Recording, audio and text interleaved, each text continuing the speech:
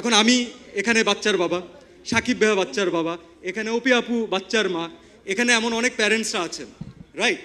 হয় কি আমাদের মাঝখানে যখনই আমরা দেখি এত নেগেটিভ নিউজ, এত হানাহানি, এত রাহাজারি, একজনের সাথে আরেকজনের ক্ল্যাশ, আর্টিস্টের সাথে সাংবাদিকের দ্বন্দ্ব, আর্টিস্টের সাথে আর্টিস্টের প্রবলেম, একটু যদি সবাই দেখেন খেয়াল করে একসাথে এখানে কতজন আর্টিস্ট, কতজন কলিগ একসাথে বসে আছে, দেখতে ভালো লাগছে না?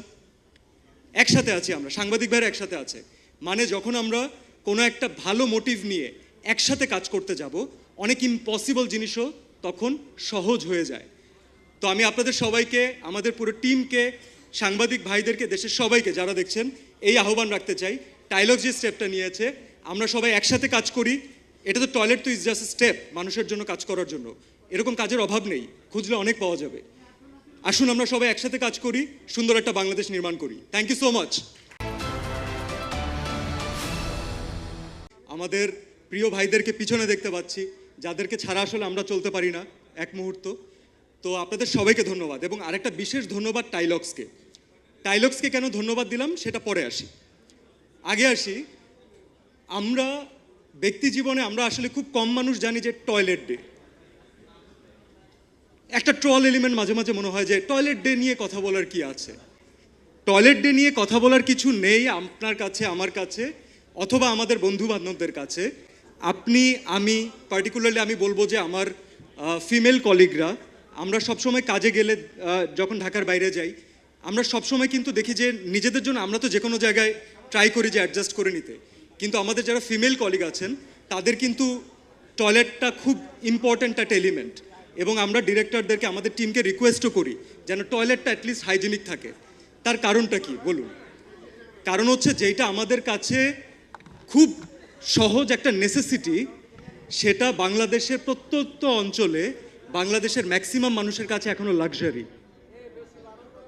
আমাদের এখনও সবার সেই ফাইন্যান্সিয়াল সিচুয়েশন দাঁড়ায়নি যে আমরা একটা সুন্দর টয়লেট, একটা হাইজেনিক টয়লেট এনশিওর করতে পারবো, যার মাধ্যমে রোগ জীবাণু ছড়াচ্ছে, খুব স্বাভাবিক বিষয়।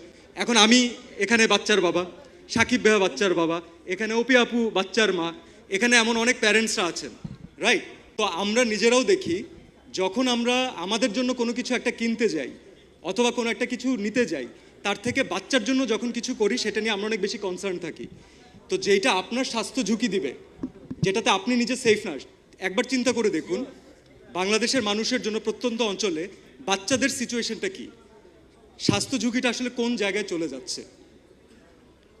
চলুন আমরা এখন এটাকে কানেক্ট করি। কিভাবে কানেক্ট করব?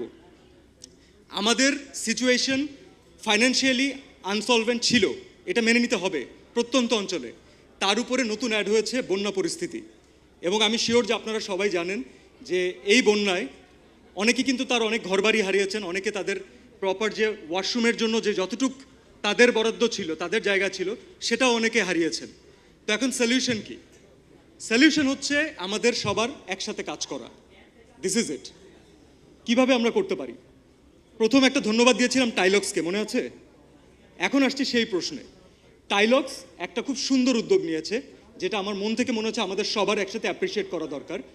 এই বন্যা দুর্গত যারা আছেন এবং যারা সুবিধা বঞ্চিত আছেন তাদের জন্য টয়লেট নির্মাণে সাহায্য করতে যাচ্ছে টাইলক্স।